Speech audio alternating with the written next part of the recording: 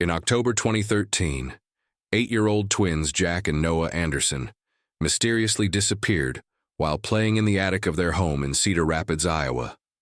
The case shocked the community and sparked one of the largest search operations for missing children in the state's history. Despite intensive efforts by the police, the FBI, and thousands of volunteers, no trace of the boys was ever found. For a decade, the Anderson family lived without answers. The mystery destroyed the parents' marriage and left deep scars on everyone involved. Theories came and went, but the fate of the twins remained unknown. In 2023, during a routine renovation of the attic, the new owners of the house made a disturbing discovery: a children's diary hidden inside a wall. The words written in Noah Anderson's hand finally revealed the horrifying truth. The boys had discovered a secret passageway leading to an old service elevator system, forgotten and sealed decades earlier. The Anderson family home stood at the end of Maple Street in Cedar Rapids, Iowa. Built in 1952, the two-story house with an attic was typical of American suburbia: white walls, blue shutters, and a well-maintained front yard. It was October 2013, and the trees were beginning to change color, creating a picturesque scene that would soon contrast tragically with the events about to unfold. Michael Anderson, 38, worked as a civil engineer at a local firm. His wife, Rebecca, 36, was an elementary school teacher. The couple had 3 children: Emma, 12, and identical twins Jack and Noah, 8 years old. They were an ordinary family with ordinary routines, living a life that millions of Americans would recognize as their own. On October 15, 2013, a Tuesday, the children arrived home from school around 3:30 p.m. Rebecca was grading papers at the kitchen table while preparing afternoon snacks. Michael was still at work, expected home by 6 p.m. "Mom, can we play in the attic?" Jack asked, dropping his backpack by the door. The twins loved the attic.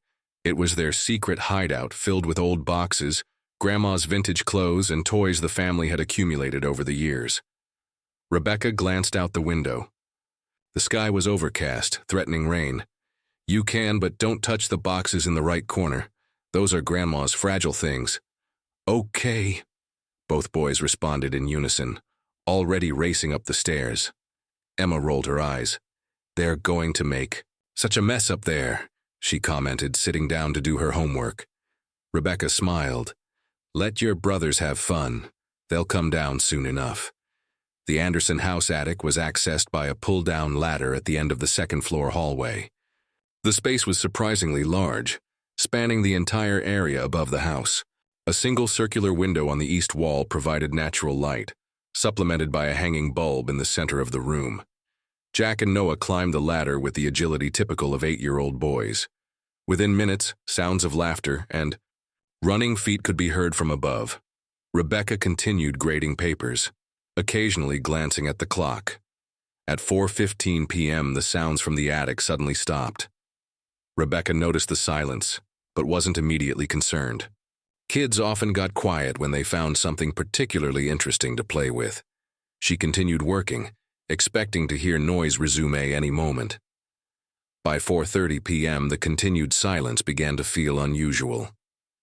"Emma, could you check on your brothers?" Rebecca asked. Emma sighed but put down her pencil. She walked to the hallway and called up the attic ladder. "Jack! Noah! Mom wants you!"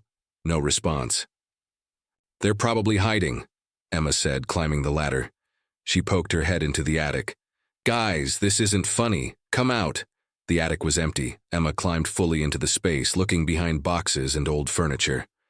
Her brothers weren't there. She felt a chill run down her spine as she noticed the circular window was still closed and locked from the inside. "Mom!"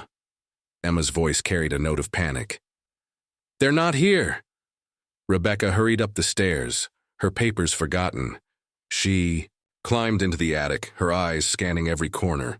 "Boys. Jack, Noah, this isn't a game anymore." The attic remained silent. Boxes sat undisturbed. Dust motes floated in the afternoon light, but the twins were gone. "Maybe they came down when we weren't looking," Rebecca said, trying to stay calm. But She knew that was impossible. The ladder made a distinct creaking sound, and she'd been sitting right below in the kitchen. They searched the entire house, every room, every closet, under every bed. Rebecca called Michael at work, her voice shaking. The boys were playing in the attic and now they're gone. They're just gone. Michael left work immediately. By the time he arrived home, Rebecca had already called 911. The first police officer arrived at 5:02 p.m., followed quickly by others. What began as a missing children report rapidly escalated into a major investigation. Detective Sarah Mills took charge of the case, a veteran of the Cedar Rapids Police Department with 15 years of experience. She had worked numerous missing children cases, but something about this one immediately struck her as different. "Tell me exactly what happened," she said to Rebecca, who sat on the living room couch clutching a photo of the twins. "They went up to play at 3:45. I heard them running around, laughing. Then it got quiet around 4:15. When Emma checked at 4:30, they were gone. Could they have climbed out the window? It was locked from the inside," Emma interjected, "and it's tiny. Even they couldn't fit through it." Detective Mills climbed into the attic herself, studying every detail. The space had only one entrance, the ladder. The window was indeed too small for even a child to squeeze through. There were no other openings, no loose floorboards, no hidden doors. "Has anything like this happened before?" she asked. "Have the boys ever hidden and not responded when called?" "Never," Michael said firmly. "They're good kids. They might play hide and seek, but they always come when we call." The search expanded rapidly. By nightfall, dozens of officers were combing the neighborhood. Search dogs were brought in, but they seemed confused, circling the attic entrance repeatedly, as if the trail simply ended there. The FBI was called in the next morning. Special Agent Robert Kim, an expert in child abduction cases, arrived with a team of forensic specialists. They treated the house as a crime scene, even though there was no evidence of forced entry or struggle. "In my 20 years with the Bureau," Agent Kim told the media at a press conference, "I've never seen anything quite like this. 2 children don't simply vanish from a locked room with no exit." The case made national news. Photos of Jack and Noah Anderson, 2 bright-eyed boys with sandy brown hair and matching dimpled smiles, appeared on every news channel and website. Tips poured in from across the country, but none led anywhere. Theories abounded. Some suggested the boys had found a hidden passage. Old houses sometimes had them. Construction experts and historians were brought in to examine the house's structure. They found nothing. Every wall was torn open, every floorboard lifted. The house was practically gutted in the search for answers. Others proposed more sinister explanations. Had someone been hiding in the attic? But how could they have escaped with 2 children without being seen or heard? The physics of it seemed impossible. Weeks turned into months. The intensive search scaled back, though the case remained open. Michael took a leave of absence from work, spending his days researching similar cases, consulting with private investigators, and maintaining a website dedicated to finding his sons. Rebecca couldn't bear to stay in the house. The sound of silence from the attic drove her to the edge of breakdown. The family moved in with Rebecca's parents temporarily, though Michael returned to the house daily, convinced he'd missed some clue. The first anniversary came and went. The Andersons held a candlelight vigil that drew hundreds of supporters. "We will never stop looking," Michael told the crowd, his voice breaking. "Somewhere, somehow, our boys are out there." Emma, now 13, struggled with survivor's guilt. Why had she been downstairs doing homework? Why hadn't she gone up to play with her brothers? She began seeing a therapist, but the question haunted her. How do you mourn siblings who vanished into thin air? By year 2, the case had become one of Iowa's most puzzling mysteries. True crime podcasts dissected every detail. Online forums debated theories ranging from the plausible to the absurd. But for the Anderson family, it wasn't a mystery to be solved. It was a daily agony to be endured. The marriage between Michael and Rebecca began to fracture. They grieved differently, wanted different things. Rebecca needed to move forward, to accept that the boys were likely gone forever. Michael couldn't let go, couldn't stop believing that the answer was somewhere in that house. They divorced in year 3. Rebecca moved to Des Moines with Emma, trying to build a new life.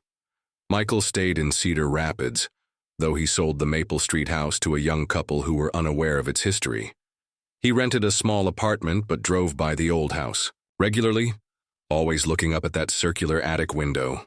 Years passed. Emma graduated high school, went to college, began a career in social work. Inspired, she said, by a desire to help families dealing with trauma. Rebecca remarried, had another child, but never forgot her twins. Their photos remained on her mantle, their memory honored but no longer the center of her daily existence. Michael never remarried. He returned to work but remained obsessed with the case.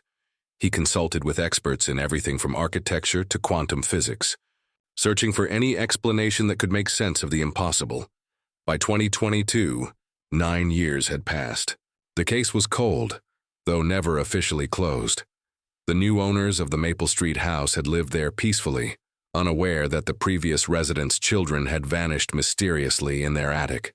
Then, in the summer of 2023, everything changed. Michael received a call from the current homeowners, David and Jennifer Park. They were renovating the attic, planning to convert it into a home office. During the construction, workers had discovered something unusual. "Mr. Anderson?" David Park's voice was hesitant. "I think you should come see this. We found something behind the wall, something that might be important."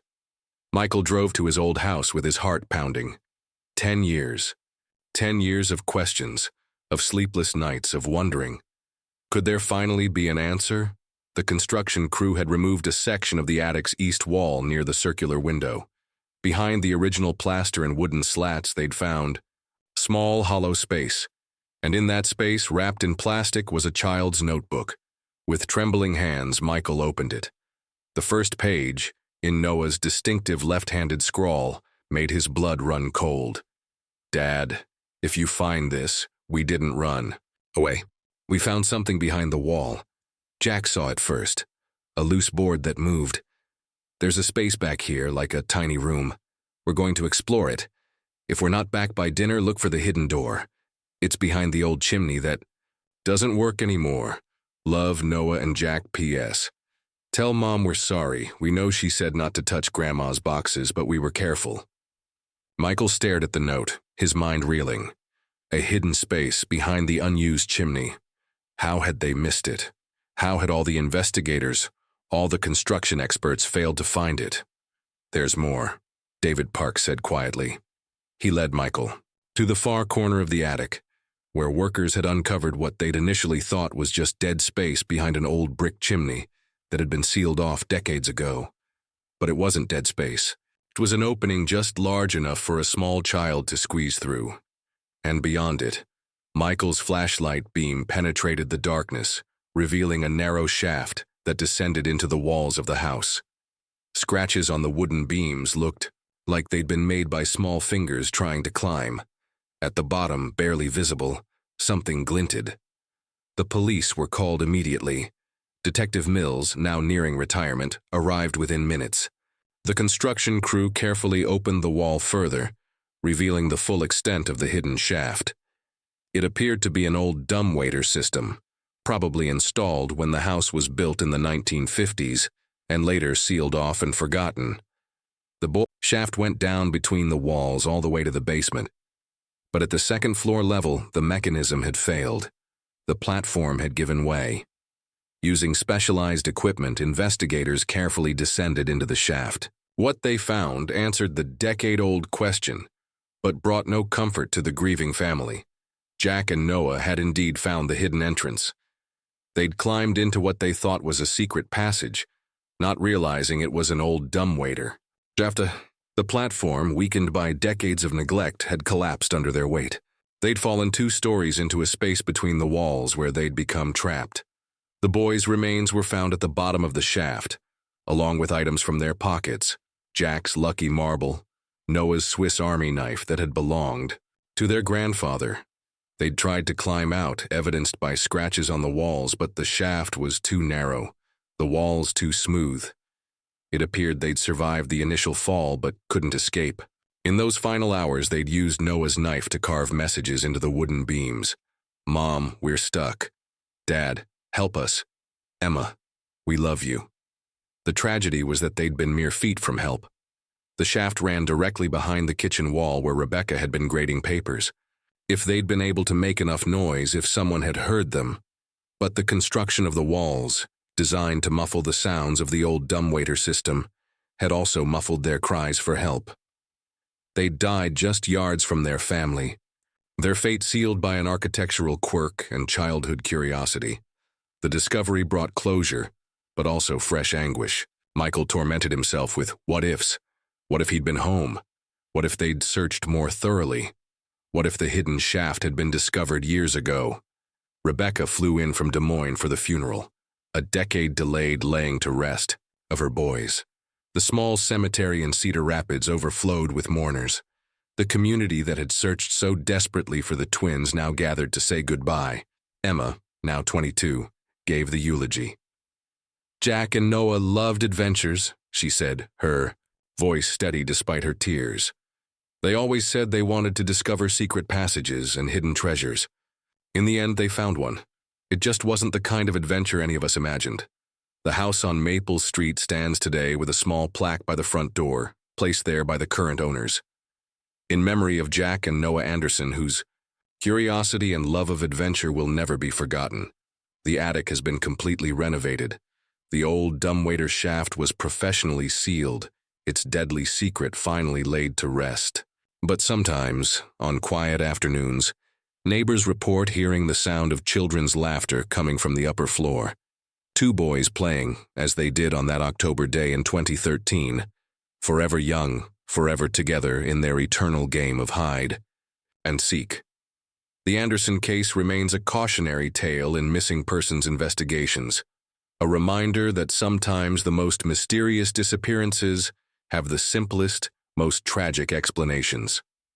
It's a story of how a hidden danger in an old house claimed two innocent lives, and how a family's desperate search for answers finally found resolution in the most heartbreaking way possible. Michael Anderson still lives in Cedar Rapids. He's become an advocate for building safety inspections and missing children cases. He speaks at conferences, sharing his story in the hope that other families might be spared similar tragedies. "Always check the walls," he tells investigators. "Look for the hidden spaces, the forgotten architecture. Sometimes the answer isn't mysterious, it's just hidden in plain sight."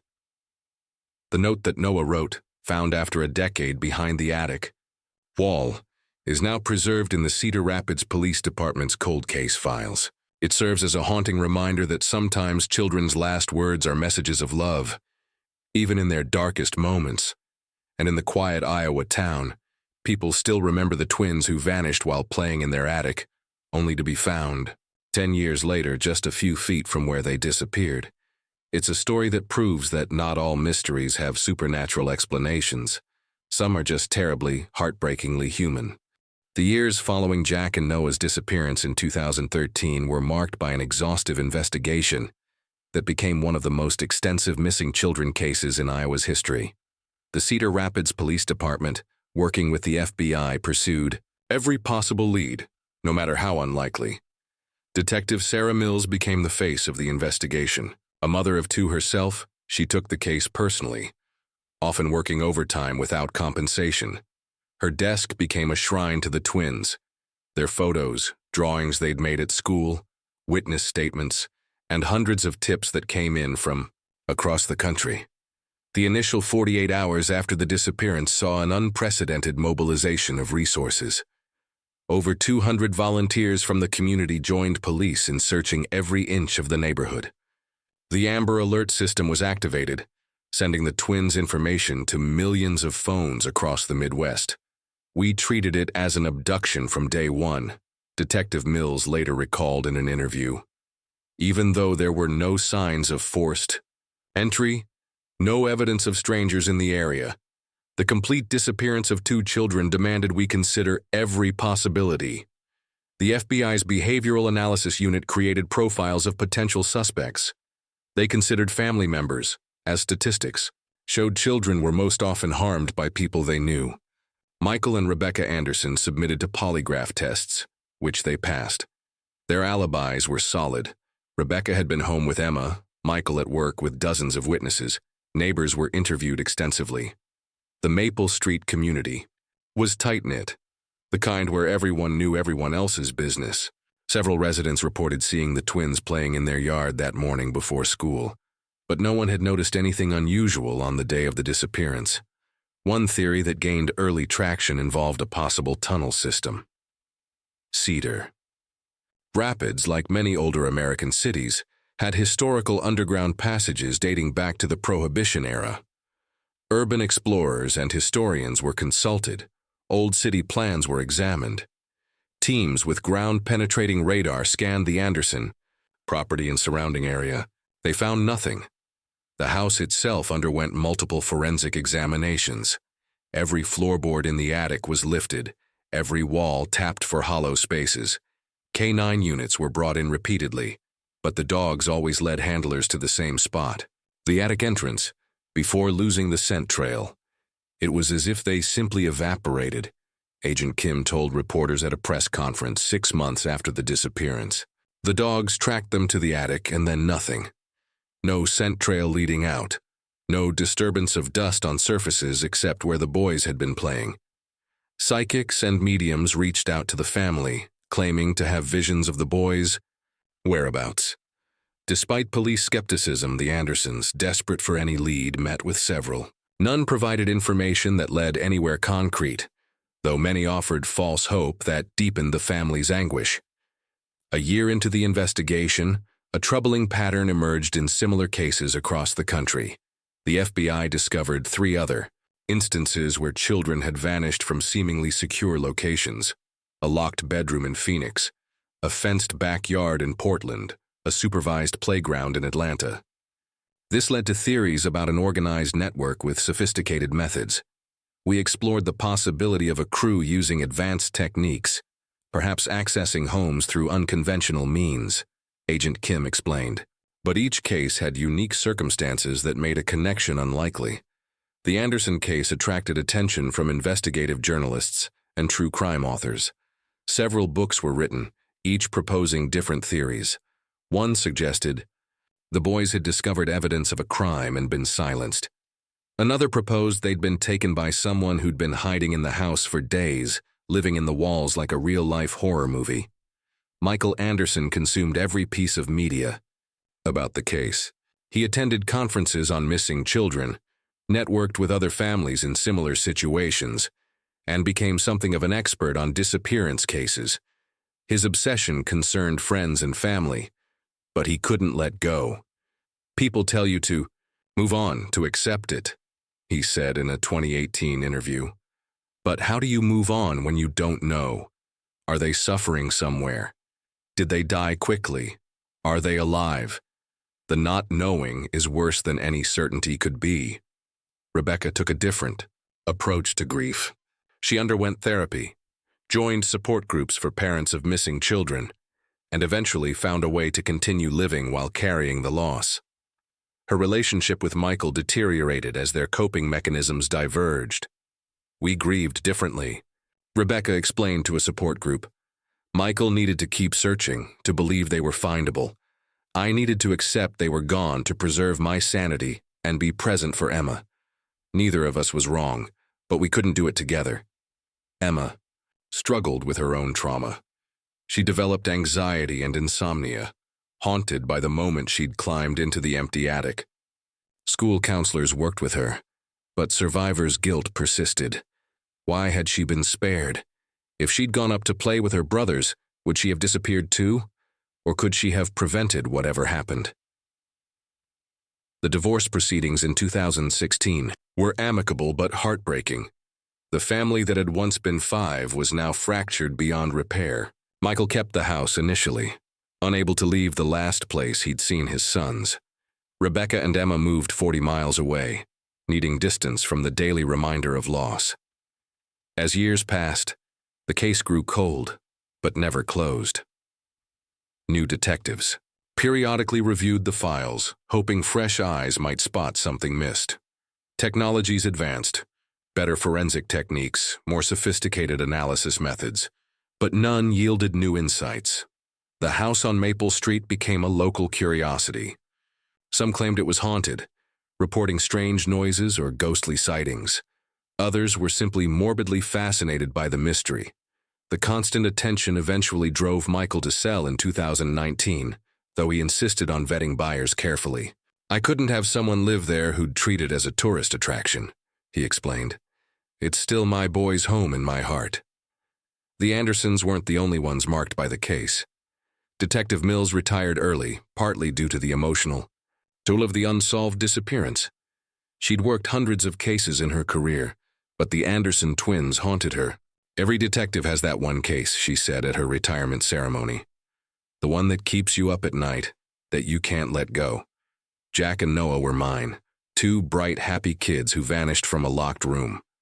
It defied everything I knew about crime scene investigation. Online communities dedicated to the case remained active years later. Amateur detectives proposed increasingly elaborate theories. Some suggested supernatural explanations, parallel dimensions, alien abduction, time travel. Others stuck to more mundane possibilities: hidden rooms, unknown accomplices, staged disappearances. The 10th anniversary in 2023 brought renewed media attention.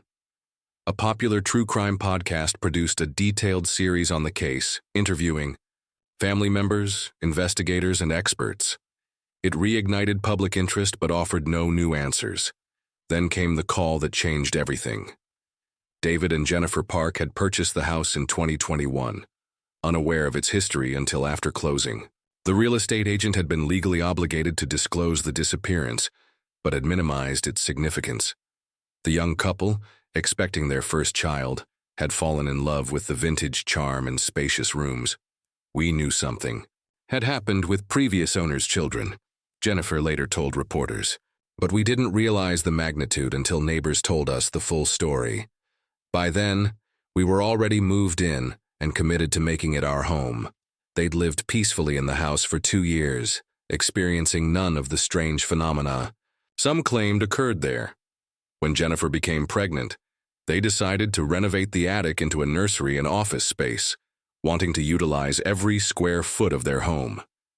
The construction crew they hired was experienced in historical home renovation.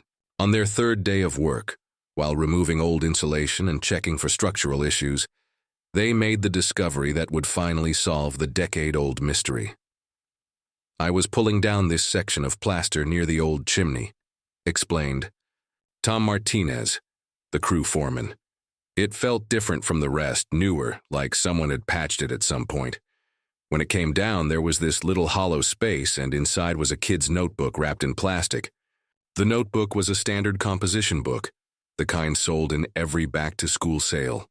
Its black and white marbled cover was faded but intact. Inside, the pages were filled with childish handwriting, drawings of superheroes, and math homework. But it was the note on the first page that sent chills down everyone's spine. David Park had immediately recognized the significance. He'd researched the house's history after moving in, fascinated by the unsolved mystery. The names Noah and Jack on the notebook made his hands shake as he dialed Michael Anderson's number. The revelation of the hidden dumbwaiter shaft brought a strange mix of relief and horror. Relief at finally having answers. Horror at realizing the twins had died so close to help, trapped in a space that countless investigators had somehow missed. "Checked every wall," Detective Mills said, coming out of retirement to see the case resolved. "But this shaft was so well concealed, built in a way that made it nearly invisible even with our equipment. The chimney brickwork created interference with our scanning tools. It's a tragic oversight. The recovery of the boys' remains was conducted with painstaking care. Forensic anthropologists confirmed their identities through dental records. The position of the bodies and marks on the shaft walls told a heartbreaking story of 2 children who'd tried desperately to escape their accidental prison. Analysis suggested they'd survived several hours after the fall, possibly up to a day. They'd had Noah's small backpack with them. He'd likely been wearing it when they climbed into the shaft. Inside were 2 juice boxes and a pack of crackers from their after-school snack. Empty wrappers showed they'd rationed these meager supplies. The shaft's construction explained why their cries went unheard. Built in the 1950s when the house was new, it had been designed with sound dampening to prevent the mechanical noise of the dumbwaiter from disturbing residents. This same feature had muffled the boys' calls for help. They were literally on the other side of the kitchen wall, Michael said through tears at a press conference. Rebecca was grading papers maybe 3 feet from where they were trapped. If we'd known, if we'd heard anything. The discovery brought closure but also fresh trauma. The Anderson family had to relive their loss, now with the added weight of knowing how preventable it might have been. The what-ifs were crushing. What if the builders had properly sealed the shaft? What if the boys had been warned about hidden spaces in old houses? What if someone had heard them? The funeral in 2023 was both an ending and a beginning. Jack and Noah were finally laid to rest in Cedar Rapids Memorial Cemetery, their graves marked with headstones that read, "Forever young, forever loved." The service drew hundreds, including many who'd participated in the original search efforts. Emma Anderson, now a young woman of 22, spoke at the service. She'd graduated from the University of Iowa with a degree in social work, inspired by her family's tragedy to help others dealing with loss and trauma. Jack and Noah taught me that life is fragile and precious, she said. They were curious, adventurous boys who loved exploring. That's how I choose to remember them. Not as victims of a tragedy, but as brave little adventurers who remind us to cherish every moment with those we love. Rebecca, remarried and with a young daughter, found peace in finally knowing what happened. The not knowing was the worst part, she told reporters. Now we can properly grieve, properly remember them. They're not missing anymore. They're at rest. Michael's reaction was more complex. The answer he'd sought for a decade brought no relief, only a different kind of pain. He struggled with anger. At the house's builders, at investigators who'd missed the shaft, at himself for not being there when his sons needed him. I thought finding them would bring peace, he admitted months later. But it just brought different questions. Could we have saved them if we'd found that shaft sooner? Did they suffer? Did they think we abandoned them?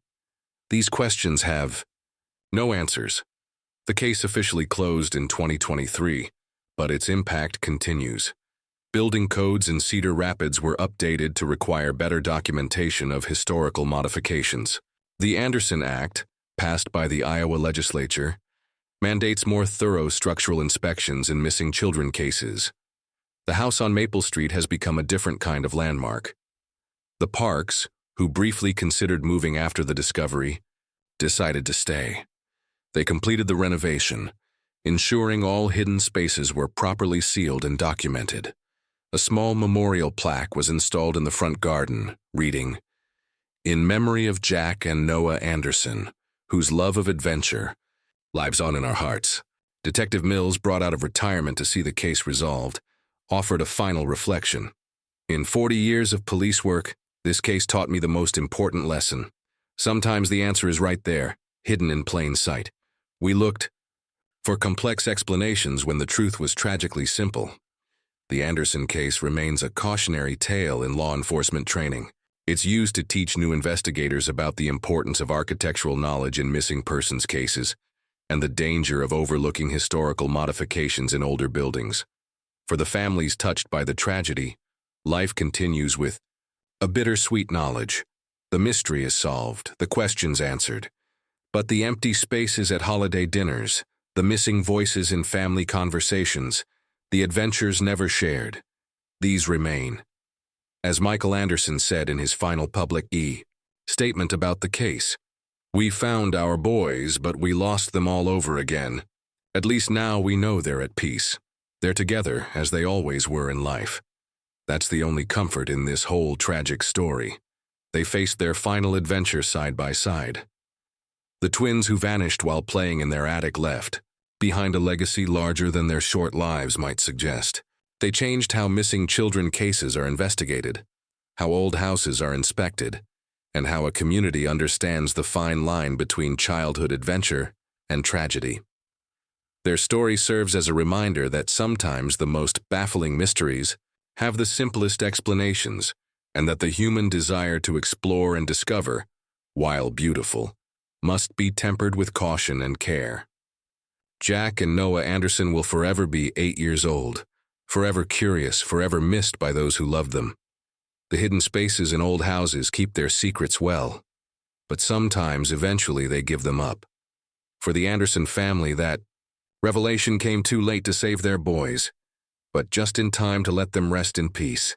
In the days immediately following Jack and Noah's disappearance, the Anderson home transformed from a quiet suburban residence into a command center for one of the largest missing children investigations in Iowa's history. The dining room table, where the family had shared countless meals, became covered with maps, phone logs, and witness statements. Detective Sarah Mills established her temporary office in the Andersons' living room, coordinating with federal agents and managing the flood of volunteers who arrived to help. The FBI's mobile command unit parked in the driveway, its satellite dishes and communication arrays turning the modest home into a high-tech hub of investigation. Those first 72 hours were critical, Detective Mills later recounted. We know from statistics that the probability of finding missing children decreases dramatically after that window. We threw everything we had at this case. The search began in concentric circles from the Anderson home. Teams of volunteers, many of them parents from the twins' school, walked shoulder to shoulder through nearby woods, checked storm drains, and knocked on every door within a 5-mile radius. Cedar Rapids had never seen such community mobilization. Local businesses donated food and supplies. The Marriott Hotel offered free rooms to out-of-town search volunteers. Churches opened their doors as coordination centers. The twins' school, Harrison Elementary, canceled classes for 2 days as teachers and staff joined the search. Everyone knew Jack and Noah, explained Principal Martha Williams. They were those kids who brightened every room they entered, identical in looks, but each with his own personality. Jack was the leader, always coming up with new games. Noah was quieter but had this mischievous smile that meant trouble was brewing. The police received over 300 tips in the first week alone. Each had to be investigated, no matter how improbable. A convenience store clerk in Des Moines was certain he'd seen the boys. A trucker reported 2 children matching their description at a rest stop. A psychic from California claimed the boys were being held in an abandoned farmhouse. Michael Anderson barely slept during those early days. He accompanied search teams during the day and spent nights poring over maps, trying to think like his sons. Where would they go? What would attract their attention? I kept thinking about their favorite places, he told investigators. The creek behind the school where they caught tadpoles, the old oak tree in Riverside Park where they built a fort, the abandoned railroad tracks where we'd walk and look for interesting rocks. But every lead went nowhere. Rebecca struggled to maintain normalcy for Emma, who was devastated by her brother's disappearance. The 12-year-old had always been protective of the twins, despite their constant pranks and intrusions into her room. Now she blamed herself for not going up to the attic with them. If I had been there, Emma told the family therapist brought to help, maybe whatever happened wouldn't have happened, or at least I could tell everyone what it was. The psychological toll on the family was immediate and severe. Rebecca developed panic attacks, unable to be alone in the house. Michael became hypervigilant, checking and rechecking locks, installing security cameras, convinced that someone had taken his boys and might come back. The FBI's behavioral analysis unit worked up several profiles. The most likely scenario, they believed, was stranger abduction, despite the puzzling lack of evidence. They theorized that someone had been watching the family, knew their routines, and had found a way to enter and exit the house undetected. The sophistication required to remove 2 children from a locked room without leaving evidence suggests planning and possibly experience, Agent Kim explained at a task force meeting. We're looking at someone who knew the family's patterns, possibly someone who had been in the house before. This led to extensive background checks on everyone who had access to the Anderson home in the previous year. Contractors who had done repairs, Delivery personnel, utility workers, even friends and family members were scrutinized. The list included Tom Bradley, a plumber who had fixed a leak in the upstairs bathroom 6 months earlier; Maria Gonzalez, who cleaned the house twice a month; Derek Chen, the cable technician who had installed new equipment 3 weeks before even; Uncle Pete, Rebecca's brother who had stayed with them for a week during the summer. Each person was interviewed, their alibis checked, their backgrounds investigated. All were cleared. The house itself became the subject of intense scrutiny. Forensic teams used luminol to check for blood traces. They found nothing. They dusted for fingerprints, finding only those belonging to family members and expected visitors. They brought in cadaver dogs, which showed no interest in any area of the property. The attic received particular attention. Investigators spent 3 hours in the space, trying to understand how 2 children could vanish from it. They measured every dimension, tapped every wall, examined every box and piece of stored furniture. The physics of it bothered me, Detective Mills admitted. This wasn't a huge space. There were limited places to hide. We even considered if they'd somehow climbed into boxes or trunks and become trapped, but everything was thoroughly searched. One theory that gained traction involved the house's original construction. Built in 1952, it was old enough to potentially have features not shown on modern plans. Architectural historians were consulted. Original blueprints were obtained from city archives. The blueprints revealed nothing unusual, but investigators learned that many homes of that era had modifications not officially documented. Homeowners often added storage spaces, enlarged closets, or made other changes without proper permits. This led to a second wave of intensive searches focused on potential hidden spaces. Contractors experienced in historical renovations were brought. They used fiber optic cameras to examine spaces inside walls, ground-penetrating radar to check for underground rooms or tunnels, and thermal imaging to detect temperature variations that might indicate concealed areas. The chimney in the attic drew particular interest. It was part of the original structure, but had been decommissioned decades earlier when the heating system was modernized. Investigators carefully examined the brickwork, even partially dismantling sections to check for hidden spaces. They found nothing but ordinary chimney construction. Meanwhile, the media attention was relentless. The story of the vanishing twins captivated the nation. Cable news channels featured regular updates. The Anderson family's front lawn became a forest of microphones and cameras. Michael and Rebecca gave numerous interviews, pleading for information, begging whoever might have their boys to return them safely. "We don't care why you took them," Rebecca said in one tearful CNN interview. "We just want them back. They're good boys. They must be so scared. Please, if you have any heart at all, let them come home." The public responded with overwhelming support. A reward fund quickly grew to over $100,000. Volunteers organized searches in neighboring states. The twins' photos appeared on billboards along major highways throughout the Midwest. But as weeks turned to months, the intensive search efforts necessarily scaled back. The FBI mobile unit departed, though agents remained assigned to the case.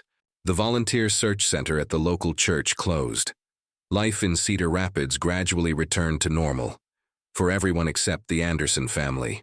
Michael took indefinite leave from his engineering firm. He transformed his home office into what Rebecca called his war room, walls covered with maps, timelines, and photos. He created detailed spreadsheets tracking every tip, every theory, every possible lead. "I categorized everything," he explained to a documentary filmmaker months later.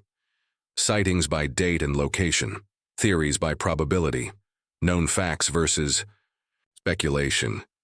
"I was convinced that somewhere in all this data was the answer." He began studying similar cases obsessively. The Johnny Gosch case from 1982. The disappearance of the Beaumont children in Australia. The Sodder children who vanished in a fire in 1945.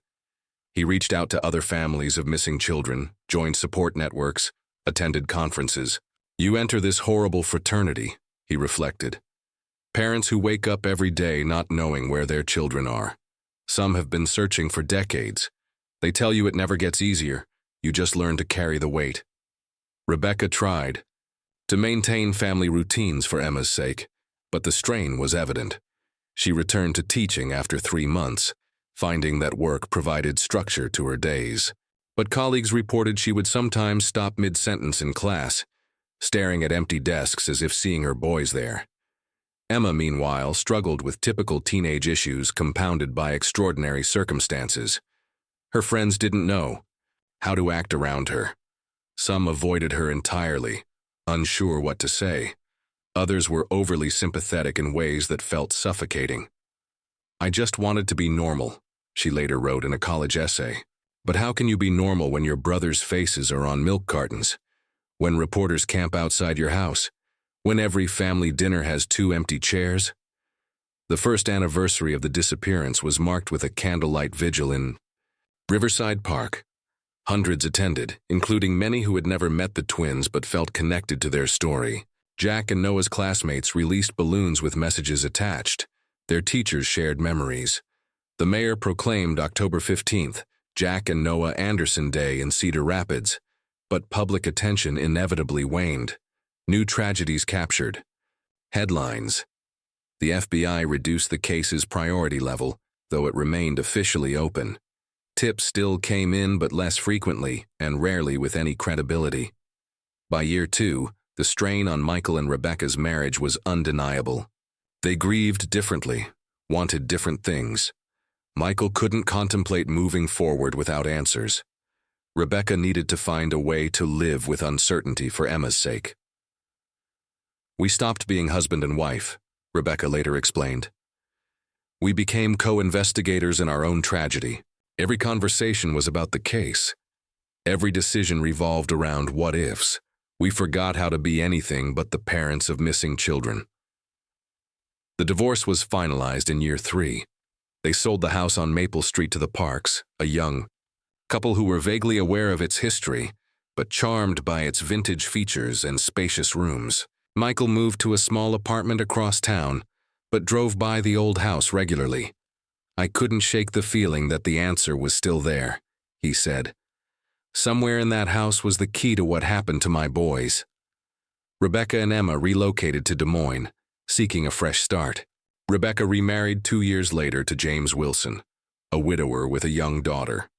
She had another child, a son they named Daniel, but Jack and Noah's photos remained prominently displayed in their new home. "People sometimes ask if we've moved on," Rebecca said in a rare interview on the 5th anniversary. "As if you can move on from your children. You learn to live with the absence, but you never move on. They're still my sons. I still set places for them at holiday dinners in my heart." Emma graduated high school with honors and enrolled at the University of Iowa. She chose social work as her major, inspired by the counselors who had helped her family. In her application essay, she wrote about living with ambiguous loss, grief without closure, questions without answers. "Most people get to know what happened to their loved ones," she wrote. "Even if the news is terrible, there's a finality to it. We exist in a permanent state of maybe. Maybe they're alive somewhere, maybe they suffered, maybe someone knows something. The maybes eat at you." Michael never remarried. He returned to work, but with reduced responsibilities. His evenings and weekends were dedicated to the search. He maintained a website with age-progressed photos of the twins, showing what they might look like as teenagers. He consulted with private investigators, explored new technologies that might shed light on old evidence. Year after year, on the anniversary of their disappearance, he would spend the night in the attic of the old house. The Parks, understanding his pain, allowed these visits. He would sit in the space where his boys were last known to be, talking to them, promising he hadn't given up. "I tell them about their sister, how she's grown into this amazing young woman," he said. "I tell them about their mom's new family, how she's happy but still misses them every day. I promise them that someday, somehow, I'll find out what happened." The case files grew thick with age. Dozens of bankers' boxes filled with interview transcripts, forensic reports, tip sheets, and correspondence. New detectives periodically reviewed the material, hoping fresh eyes might spot something missed, but no new leads emerged. By year 8, even Michael had begun to accept that answers might never come. He still maintained his research, still followed up on occasional tips, but the frantic energy of the early years had faded to a steady, quiet determination. You reach a point, he explained, where you realize you might die without knowing. That's a special kind of hell. But you also realize you have to find a way to live with that possibility. Then in the summer of 2023, David Park decided to renovate the attic. His wife was pregnant, and they wanted to create a home office and nursery in the unused space. The contractor they hired was experienced in historical homes, careful about preserving original features while updating for modern use. On the third day of work, while removing old plaster near the chimney structure, worker Tom Martinez noticed something odd. The plaster in one section seemed newer than the surrounding material, as if someone had patched this area more recently than the original construction. When he removed it, he found a small cavity in the wall. Inside, wrapped carefully in plastic, was a composition notebook with a marbled black and white cover. The name Noah Anderson was written in the top corner in a child's careful handwriting. Martinez immediately stopped work and called David Park. Even after a decade, everyone in Cedar Rapids knew the name Anderson, knew the story of the missing. Twinse Park's hands shook as he opened the notebook and read the first page. Dad, if you find this, we didn't run away. We found something behind the wall. Jack saw it first, a loose board that moved. There's a space back here like a tiny room. We're going to explore it. If we're not back by dinner, look for the hidden door. It's behind the old chimney that doesn't work anymore. Love, Noah and Jack, P.S. Tell Mom we're sorry. We know she said not to touch Grandma's boxes, but we were careful. The discovery changed everything. What had been a baffling mystery suddenly had a potential explanation. The renovation work was immediately halted. David Park called Michael Anderson, who arrived within minutes, his face a mask of conflicting emotions. Hope, fear, dread, anticipation. Together, they called Detective Mills, who came out of retirement to see the case that had haunted her finally develop a new lead. She arrived with a forensic team, and they carefully examined the area Noah's note had described. Behind the chimney structure, hidden by decades of paint and plaster, they found what they had missed for 10 years. The entrance to an old dumbwaiter shaft. It had been sealed off during renovations sometime in the 1970s, but the seal wasn't perfect. Small fingers could have pried it open. It would have looked like an adventure to them, Detective Mills said quietly as they prepared to open the shaft fully, a secret passage in their own home. What 8-year-old could resist? The shaft was narrow, designed to carry food and linens between floors in the 1950s, when such features were fashionable in middle-class homes. It ran from the attic down to the basement, hidden within the walls. At the second-floor level, the investigators discovered what had happened. The dumbwaiter platform, weakened by decades of neglect, had given way when the boys climbed onto it. They had fallen approximately 20 feet into a space between the walls, where the shaft made a slight angle. The fall wouldn't necessarily have been fatal, but the space was too narrow for them to climb out, too soundproofed for their cries to be heard. Using fiber optic cameras and then carefully opening the wall, investigators found what everyone had both hoped for and dreaded. The remains of Jack and Noah Anderson, still wearing the clothes they'd had on that October day 10 years ago. The boys had survived the initial fall. Evidence showed they had tried desperately to climb out. Scratches on the walls, messages carved with what was later identified as Noah's pocket knife, a gift from their grandfather. The messages preserved. The darkness were heartbreaking. Mom, we're stuck. Dad, help us. Emma, we love you. Someone please find us. They had Noah's small backpack with them, which contained the juice boxes and snacks from their after-school routine.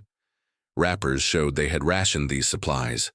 Based on forensic analysis, they had survived between 24 and 48 hours, calling for help that never came.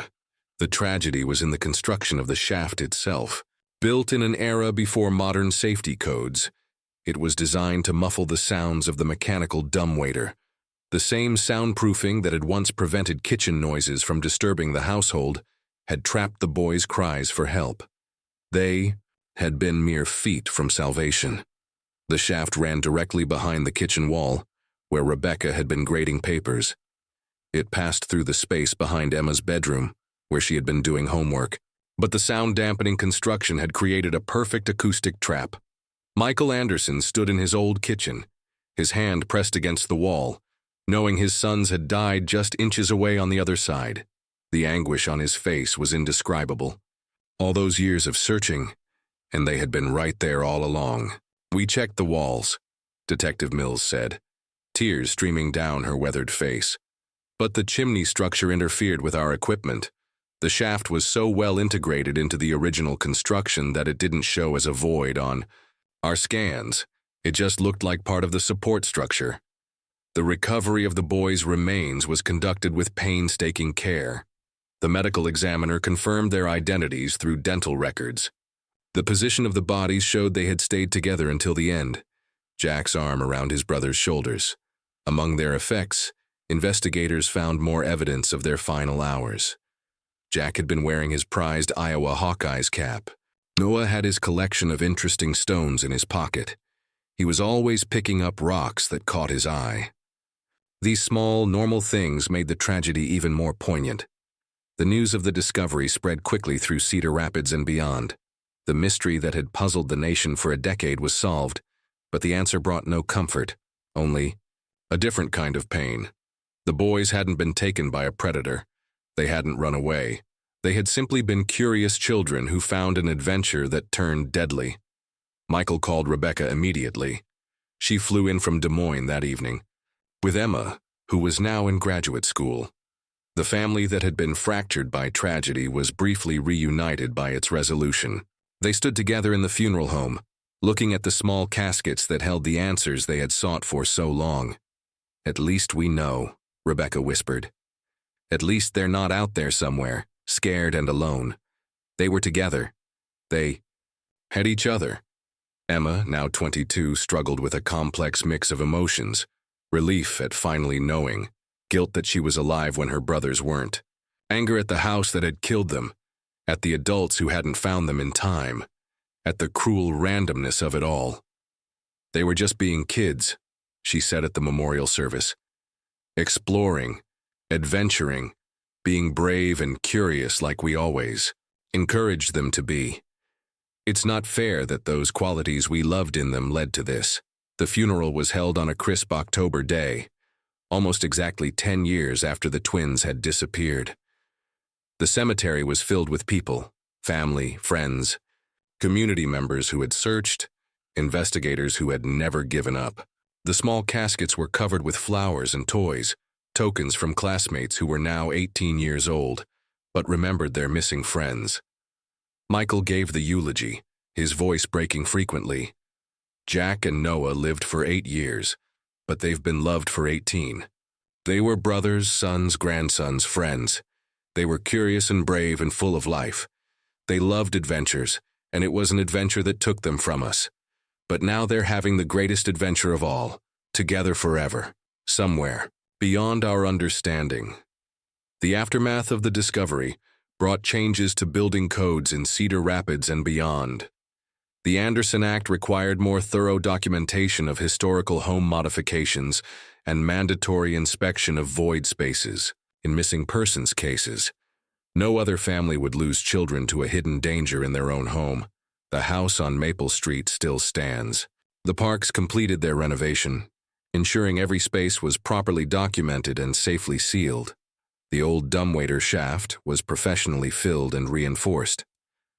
A small plaque in the garden reads, "In memory of Jack and Noah Anderson, forever young, forever loved." Michael Anderson finally found a measure of peace, though it was tinged with profound sadness.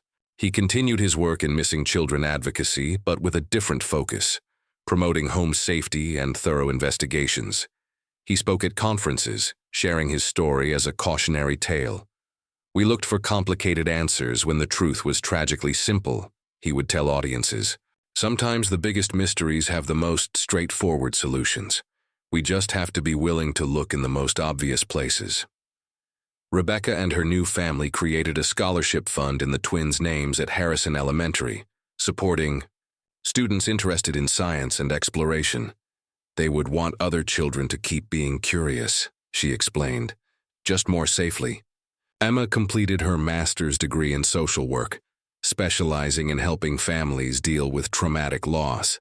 She wrote her thesis on ambiguous loss and the psychological impact of missing family members. In her dedication, she wrote, "For Jack and Noah, who taught me that love transcends presence, and that some questions, even when answered, never truly resolve." Detective Mills, though retired, kept a photo of the twins on her mantle next to pictures of her own grandchildren. "Every case changes you," she reflected. "But this one rewrote everything I thought I knew about investigation. It taught me humility." The Anderson case became a standard study in police academies and missing persons training. It demonstrated the importance of architectural knowledge, the danger of assumptions, and the crucial need to think like a child when children go missing. On quiet nights, some neighbors still claim they can hear children laughing in the Anderson house's attic. The Park's rational people dismiss these as imagination. But sometimes, when the house is very still, they too hear something. Perhaps just the settling of old wood, or perhaps the echo of two boys whose adventure ended too soon. Hidden spaces in old houses keep their secrets well. The Anderson twins were lost in one such space for a decade, their fate unknown, while life moved on around them. Their discovery brought answers, but also a profound meditation on the fragility of life and the enduring power of family love. In the end, Jack and Noah Anderson were found exactly where they had vanished. In their own home, victims not of human evil but of childish curiosity, meeting hidden danger. They died as they lived, together, brave and seeking one more adventure. Their story serves as both tragedy and cautionary tale, reminding us that sometimes the greatest mysteries have the simplest solutions, hiding in plain sight, waiting to be discovered. The note that Noah left, carefully wrapped in plastic and hidden in the wall, ensured that their fate wouldn't remain a mystery forever. Even in their final adventure, the boys had thought of their family, leaving breadcrumbs that would eventually lead to their discovery. It was a final act of love from two boys who knew their parents would never stop looking. The morning of June 17, 2023, began like any other for the Park family. David Park, a 32-year-old software developer, was working from home while his wife Jennifer, 30 and 7 months pregnant, had taken the day off from her job as a marketing manager. They had purchased the house on Maple Street 2 years earlier, drawn by its vintage charm and spacious layout. "I knew about the history when we bought it," David later told reporters. The realtor mentioned that the previous owner's children had gone missing, but it was disclosed as a historical footnote, not as something that affected the house itself. "We fell in love with the place, the original hardwood floors, the built-in cabinets, the character you don't find in new construction." The Parks had lived peacefully in the house, experiencing none of the strange phenomena that some neighbors whispered about. They had updated the kitchen, refinished the floors, and painted several rooms. Now, with their first child on the way, they turned their attention to the attic. "We wanted to create a home office and eventually a play space," Jennifer explained. The attic was just storing holiday decorations and old furniture. It seemed like wasted potential. They hired Martinez Construction, a local company specializing in historical home renovations. Tom Martinez, the owner, had been in the business for 25 years and knew the quirks of Cedar Rapids' older homes. "These 1950s houses were built solid," Martinez said, "but they often have surprises. Hidden spaces, unusual construction methods, things that weren't properly documented. I always tell my crew to work carefully and expect the unexpected." On the morning of June 17th, Martinez's crew was 3 days into the attic renovation. They had already reinforced several joists, installed new electrical wiring, and were in the process of updating insulation. Worker Steve Johnson was removing old plaster near the brick chimney when he noticed something odd. The plaster in this one section looked different, Johnson recalled. Newer, like someone had patched it maybe 10, 15 years ago. That's unusual because the rest of the wall showed original 1950s construction. When Johnson removed the newer plaster, he found a small cavity in the wall, roughly the size of a shoebox. Inside, wrapped in what appeared to be a Ziploc bag placed inside another plastic bag, was a composition notebook. My first thought was that maybe some previous owner had created a time capsule, Johnson said. We find those sometimes in old houses. But when I saw the name on the notebook, I knew this was different. The name Noah Anderson was written in neat, childish handwriting on the cover. Johnson immediately called Tom Martinez over. The Anderson name hit me like a brick, Martinez said. Everyone in Cedar Rapids knows that story. I was part of a search team back in 2013. Spent 3 days combing through Washington Park looking for those boys. Work stopped immediately. Martinez called David Park, who was in his downstairs office on a video conference call. Tom sounded shaken, David remembered. He just said, "You need to come up here right now. We found something related to the missing kids." David climbed to the attic, where the construction crew stood in a semicircle around the opened wall cavity. Martinez handed him the notebook, still in its protective plastic. "Should we open it?" David asked. "I think we have to," Martinez replied. "If this belongs to those boys, there might be information inside." With shaking hands, David carefully removed the notebook from the plastic bags. The composition book was standard issue, the kind sold in every store during back-to-school season. Its black and white marbled cover was faded but intact. He opened to the first page. The childish handwriting was clear and deliberate, as if the writer knew the importance of what he was documenting. "Dad, if you find this, we didn't run away. We found something behind the wall. Jack saw it first, a loose board that moved. There's a space back here like a tiny room. We're going to explore it. If we're not back by dinner, look for the hidden door. It's behind the old chimney that doesn't work anymore. Love, Noah and Jack, P.S. Tell Mom we're sorry. We know she said not to touch Grandma's boxes, but we were careful." David Park felt his blood run cold. The implications were immediate and horrifying. The boys had found something, explored it, and never came back. After 10 years, their own words were providing the first real clue to their fate. "We need to call the police," Martinez said quietly. "And the family." David's first call was to Michael Anderson. He had looked up the number months ago, thinking he might need it someday for house-related questions. He never imagined it would be for this. "Mr. Anderson, this is David Park. I own your former house on Maple Street. We're doing some renovation work and we found something. A notebook with your son's name on it." The silence on the other end lasted so long David thought the call had dropped. Then Michael's voice, barely above a whisper. "What does it say?" David read the note aloud. He heard what sounded like a sob. Then Michael said, "I'll be there in 10 minutes. Please don't touch anything else." The next call was to the Cedar Rapids Police Department. David was transferred to Detective Sarah Mills, who had recently retired, but maintained involvement with cold cases. "Detective Mills, this is David Park at 1428 Maple Street. We found evidence related to the Anderson missing children case from 2013.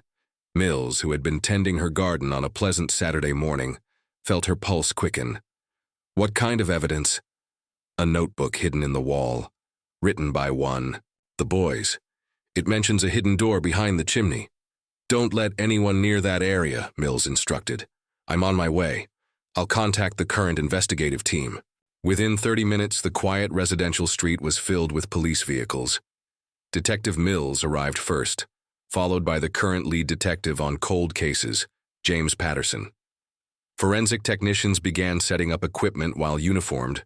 Officers established a perimeter. Michael Anderson arrived as the police were cordoning off the house. He looked older than his 48 years, gray threading through his hair, lines etched deep around his eyes. He approached Detective Mills with a mixture of hope and dread. "Sarah," he said simply. "Michael." She put a hand on his shoulder. "Let's see." what they found. Inside the attic, David Park handed the notebook to Detective Mills, who now wore latex gloves. She read Noah's message aloud for the newly arrived investigators, her voice catching on the boys' expressions of love for their parents. "Behind the old chimney," she murmured, studying the brick structure that dominated one corner of the attic. "We examined this during the original investigation, but—" She approached the chimney, running her gloved hands over the bricks. The structure appeared solid, unremarkable. But as she pressed against different sections, she noticed something the original investigation had missed, a section near the base that gave slightly under pressure. "There's something here," she announced. "Get the forensic team up here, and someone find the original blueprints for this house." What followed was a careful, methodical investigation that would finally solve the decade-old mystery. Using fiber, optic cameras, and careful probing, the team discovered what the Anderson twins had found 10 years earlier, a concealed entrance to an old dumbwaiter shaft. The entrance had been sealed during renovations sometime in the 1970s, covered with a wooden panel that was then plastered over. But the seal wasn't perfect. Over the decades, the wood had warped slightly, creating a gap that small fingers could exploit. They would have seen it as a loose board, explained structural engineer Lisa Wong, brought in to assess the construction. "Kids notice things, adults miss. They're closer to the ground, they explore with their hands. To them, this would have looked like the entrance to a secret passage. Using careful excavation techniques, the team removed the panel covering the shaft entrance. The opening was small. An adult would struggle to fit through it, but for 8-year-old boys, it would have been manageable." "The question is, Detective," Patterson said, "where does this shaft go?" The answer came from city architectural records, hastily retrieved from the municipal archives. The house's original 1952 blueprints showed a dumbwaiter system, a miniature elevator designed to carry food and linens between floors. It was a luxury feature in middle-class homes of that era. These systems fell out of favor by the 1970s, explained architectural historian Dr. Robert Chen. Most were sealed off during renovations. Homeowners saw them as wasted space or potential safety hazards. Using a high-powered flashlight, Detective Mills peered down the shaft. It descended into darkness, the beam revealing wooden support beams and mechanical elements of the old pulley system. At the bottom of what she could see, something glinted. "There's something down there," she reported. "We need to access this shaft from another point." The investigation moved to the second floor, where calculations suggested the shaft should pass behind the wall of what had been Emma's bedroom. Using ultrasound equipment, technicians located the shaft's position. With the park's permission, they carefully cut an access hole in the wall. The smell hit them first, musty, closed in, with undertones that made the experienced investigators exchange grim looks. Detective Mills, being the smallest, volunteered to look inside. What she saw confirmed their worst fears. The dumbwaiter platform, which should have been at the attic level, had fallen. The cables were corroded, frayed, and at the bottom of the shaft, in a space too narrow for escape, were the remains of Jack and Noah Anderson. "Oh, God," Mills whispered, pulling back from the opening. She turned to Michael, who stood in the hallway, his face a mask of desperate hope. "Michael, I'm so sorry. We found them." The sound that came from Michael Anderson was barely human, a keening wail of grief and relief and rage all mixed together. He slumped against the wall, sliding down to sit on the floor, his body shaking with sobs that had been held back for a decade. The recovery operation was delicate and respectful. The medical examiner was called, along with specialists in confined space extraction. They worked slowly, documenting everything, treating the scene with the reverence due to children whose fate had been unknown for so long. As they worked, the full picture of what happened emerged. The twins had indeed found the hidden entrance to the dumbwaiter shaft. They had climbed inside, likely standing on the old platform. The platform, weakened by decades of neglect, had given way under their combined weight. They had fallen approximately 20 feet, landing in a section of the shaft that made a slight angle at the second floor level. The space was too narrow for them to climb out, the walls too smooth to provide purchase. They were trapped in a vertical coffin just inches from help. The construction of these shafts included sound-dampening materials, Dr. Chen explained to the assembled investigators. It was to prevent the mechanical noise from disturbing the household. That same feature would have muffled any cries for help. Evidence suggested the boys had survived the initial fall. They had their backpacks with them. Jack's contained a flashlight still switched on but long dead. Noah's held the juice boxes and crackers from their after-school snack. Wrappers showed they had rationed these meager supplies. Most heartbreaking were the messages they had carved into the wooden beams using Noah's pocket knife. "Help us. We're sorry. Mom, Dad, Emma. We love you." The final message, barely legible, appeared to be in Jack's handwriting. "Take care of Noah." Rebecca Anderson arrived from Des Moines as the recovery was underway. She and Michael stood together in the front yard, united in their grief as they hadn't been in years.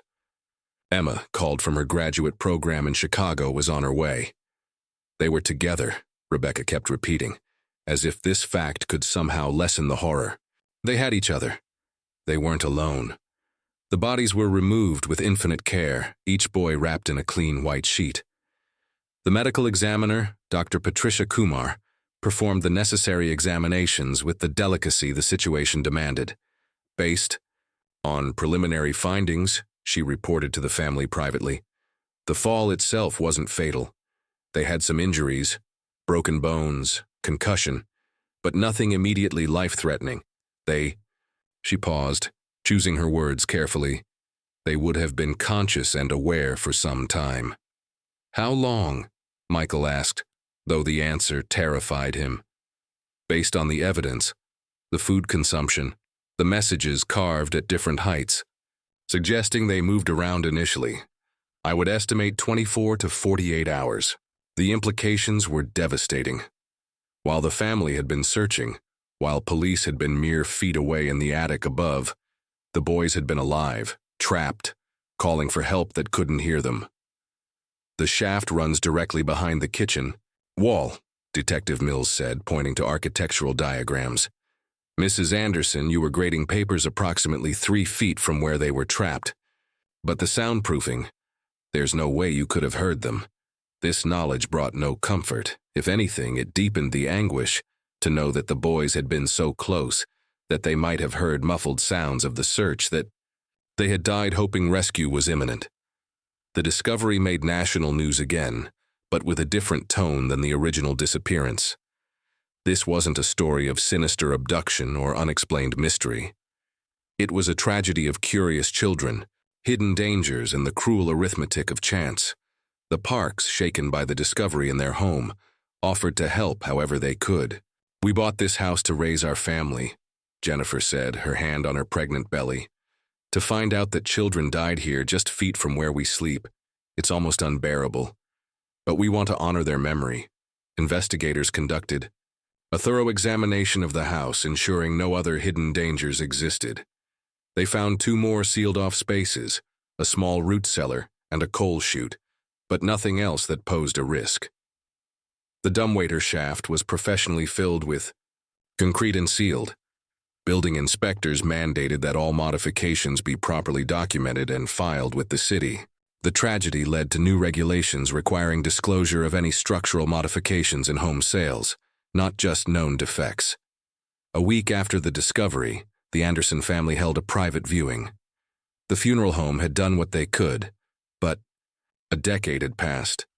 Still, Rebecca and Michael stood on either side of the 2 small caskets, finally able to say goodbye to their boys. "They look peaceful," Rebecca whispered, though in truth there was little to see. "Like they're sleeping." Emma, now a young woman of 22, placed her childhood teddy bear in Jack's casket and a book of adventure stories in Noah's. "You always wanted to borrow these," she said softly. "Now they're yours forever." The public funeral was held at St. Mark's Lutheran Church, the same place where the twins had been baptized.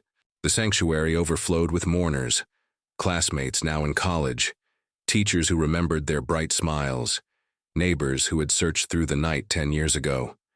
Reverend Patricia Coleman, who had counseled the family throughout their deal, delivered the eulogy. Jack and Noah Anderson were adventurers. They saw mystery and possibility where others saw only an ordinary attic. Their curiosity and courage were the very qualities we hope to instill in all children. That these same qualities led to tragedy doesn't diminish their value. It only reminds us that childhood virtues must be paired with adult vigilance. She paused, looking at the matching caskets covered in white roses. For 10 years, this community has prayed for answers. Today, we have them. They are not the answers we hoped for, but they allow us to finally lay these precious boys to rest. Jack and Noah are no longer missing. They are home. The burial at Cedar Rapids Memorial Cemetery was private, limited to family and close friends. The twins were laid to rest side by side, their headstones reading, Jack Thomas Anderson, 5, 2013, Forever Young, Forever Brave Noah, Michael Anderson, 5, 2013, Forever Curious, Forever Loved, Together in Life, Together in Eternity. After the funeral, the Anderson family faced the challenge of processing their complex emotions. The relief of finally knowing was intertwined with fresh grief. The answer to their decade-long question brought no peace, only a different kind of pain. Michael returned to therapy, working through survivor's guilt and the obsessive behaviors that had consumed him for 10 years. "I searched everywhere," he told his therapist. "Everywhere except the one place they actually were. How do I live with that?" Rebecca struggled with her own demons. "I was right there," she repeated endlessly, grading papers while my babies were dying just feet away. They must have called for me. They must have wondered why Mommy didn't come. Emma took a leave from her graduate program, using her training in social work to help her fractured family heal. "We can't change what happened," she told her parents, "but we can choose how we move forward." Jack and Noah wouldn't want us to live in guilt forever. The community rallied around the Andersons once again. A memorial fund was established in the twins' names, supporting childhood safety initiatives and funding searches for other missing children. The local school district implemented new safety protocols, teaching children about the dangers of exploring hidden spaces. The house on Maple Street became a different kind of landmark. The Parks initially considered selling but ultimately decided to stay. "This house has seen tragedy," David explained, "but it's also been home to love and laughter. We want to fill it with happy memories again, to honor Jack and Noah's memory by making it a place where children can safely grow and play." They worked with local historians to create a small memorial plaque for the front garden and established the Anderson Boys Safety Foundation with the family's blessing. The foundation provided free home safety inspections for families with young children, focusing on identifying potential hazards in older homes.